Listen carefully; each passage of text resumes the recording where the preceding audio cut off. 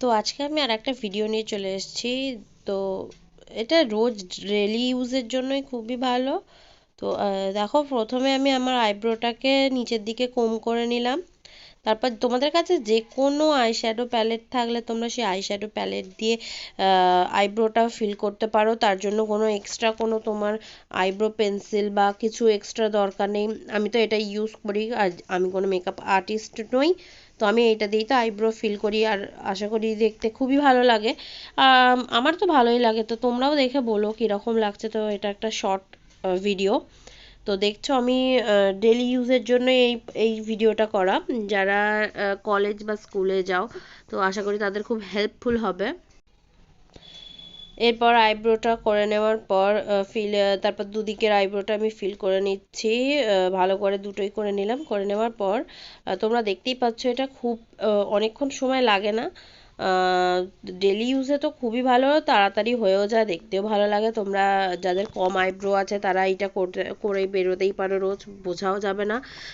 খুব বেশি স্মাচও হয়ে যায় না। তো তারপরে এরকম শর্ট ভিডিও তোমাদের আশা করি খুব হেল্পফুল হবে। শর্ট ভিডিও তোমরা ভালো করে বুঝতেও পারছো।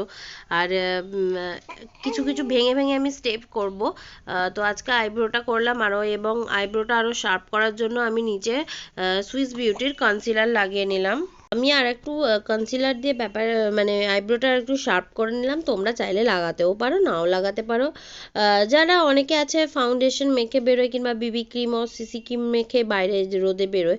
তো তোমরা চাইলে পারো, লাগাতেও অপশনাল, দিতেও পারো কনসিলার দিতে, আর শার্প করে নিতে পারো এজেসগুলো আইব্রোর।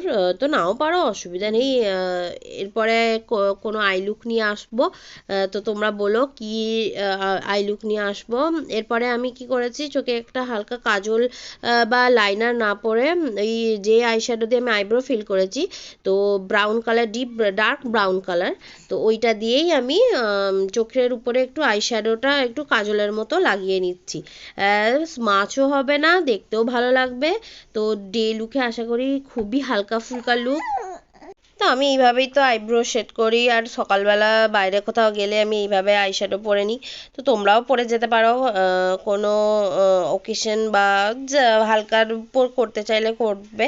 তো তোমাদের ভিডিওটা কেমন লাগলো তোমরা অবশ্যই কমেন্ট করে জানিও, আর ভালো লাগলে একটা ছোট্ট লাইক করে দিও, আমারও খুব ভালো লাগবে।